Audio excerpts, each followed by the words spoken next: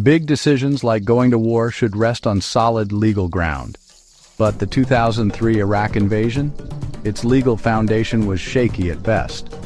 The main justification was the 2001 authorization for use of military force, passed just days after 9/11, meant to target those responsible for the attacks.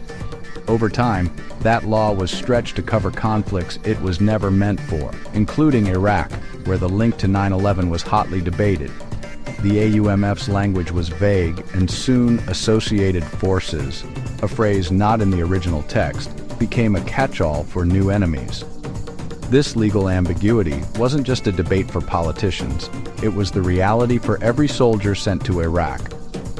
Imagine being told to risk your life for a mission whose very premise was under constant argument back home. The soldiers weren't lawyers, they were mechanics, medics, pilots, and infantry, expected to follow orders without question. Yet the questions about why they were there never really went away. Before the first patrol or firefight, the ground beneath their boots was already uncertain.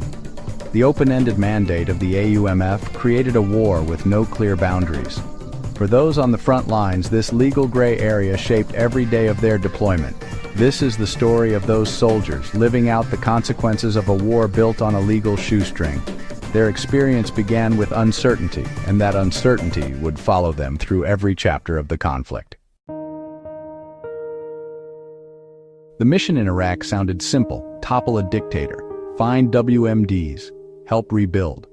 But for soldiers on the ground, clarity vanished fast. One day, they were handing out candy to kids. The next, they were raiding homes in the same neighborhoods. Priorities shifted constantly, leaving troops frustrated and confused. Building trust with locals could be undone overnight by a new directive. Soldiers trained for battle found themselves acting as police, diplomats, and city planners, all in a single day. The enemy was a moving target, and the definition of victory kept changing. Instead of clear objectives, they faced abstract goals: win hearts and minds, establish stability. Progress was fleeting. Peace in one province could dissolve by the next tour. The finish line was always out of sight, replaced by a grinding, open-ended counterinsurgency. Many felt unprepared for the nation-building tasks they were handed. The disconnect between political promises and daily reality created deep uncertainty. Soldiers did their jobs but often wondered, what exactly is the job, and when will it end? The war's ambiguity weighed heavily, shaping every decision and every sacrifice. For many, the biggest battle was making sense of a mission that never seemed to stand still. In Iraq, the horizon was always shifting, and so was the meaning of their service. Iraq wasn't a series of epic battles. It was a daily grind against an invisible enemy. The biggest threat? IEDs, homemade bombs hidden everywhere, turning every drive into a test of nerves. Convoys, often run by reservists and National Guard, faced ambushes and breakdowns that could be deadly. Even supply runs became high-risk missions, with danger lurking on every mile of road. The environment was relentless: choking dust, searing heat, and constant vigilance. Mortar and rocket attacks could hit even the most secure bases. The stress was unending. Every bump in the road, every rooftop, every shadow could mean danger. Survival wasn't just about big firefights. It was about enduring 1,000 small moments of fear. The war in Iraq was a test of nerves as much as strength. For many, the hardest part was simply making it through another day. Amid chaos, medical teams became the war's quiet heroes. In dusty tents, doctors, nurses, and medics worked around the clock, treating everyone: soldiers, civilians, even insurgents. Their creed was simple: save lives, no matter whose. They performed complex surgeries in harsh conditions, often under fire and with limited resources. The emotional toll was immense, witnessing the worst of war, yet staying focused on each patient. Medics treated women and children caught in the crossfire, building bridges of compassion in a landscape of conflict. Their work rarely made headlines, but it happened every day. These teams embodied the best of the American military, seeing only people in need, not enemies. Every act of care planted seeds of goodwill, even in the darkest moments. Their efforts were a powerful reminder. Even in war, the instinct to heal can outshine the will to harm. In the shadow of battle, they offered hope and humanity. Their legacy is measured not in victories but in lives saved. Not all soldiers fought on the ground. Some saw Iraq from the sky. The Hawaii Army National Guard's Chinook unit became a lifeline, flying over 1,200 combat sorties and moving 58,000 passengers.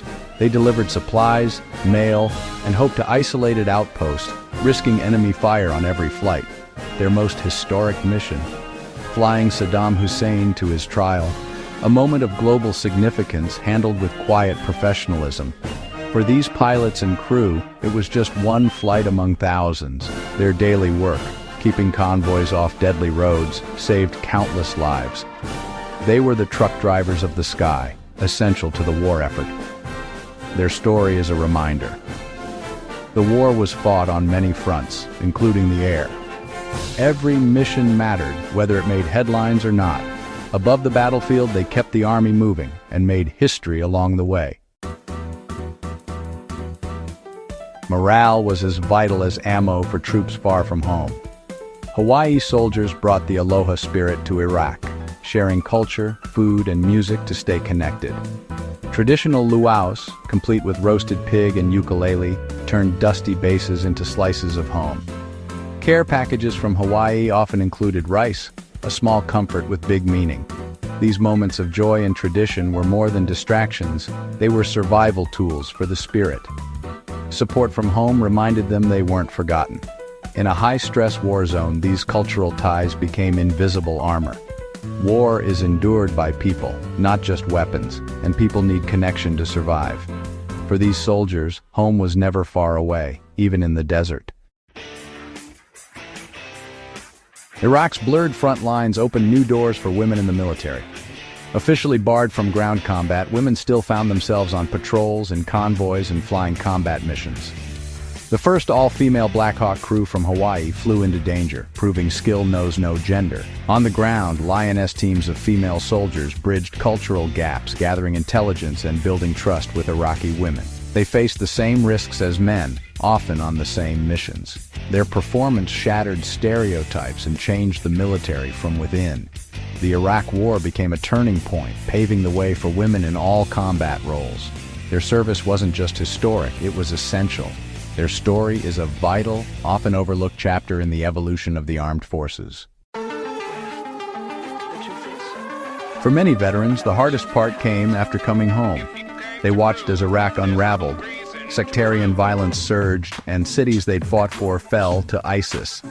Years of sacrifice seemed to vanish in months, leaving deep wounds. Seeing places like Fallujah and Mosul lost was a gut punch, raising painful questions about the meaning of their service. The rise of ISIS forced a new U.S. intervention, reopening old scars. Veterans grappled with a bitter reality. The war hadn't ended, it had only changed shape. Their sense of accomplishment was shadowed by doubt and heartbreak. The legacy of their service became more complicated with every headline. For many, the question lingered, did it make a difference? The aftermath was a new battle, one fought at home in memory and meaning. Looking back, one question echoes, what did winning in Iraq really mean? Was it toppling a dictator, holding elections, or building a stable ally?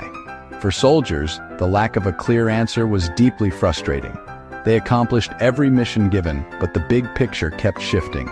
The war evolved from regime change to nation building, tasks the military wasn't fully prepared for. Today, Iraq remains unstable, and the law that started it all still lingers. Veterans are left to reconcile pride in their service with the war's ambiguous outcome. Their stories of courage, sacrifice, and frustration are a vital part of our history.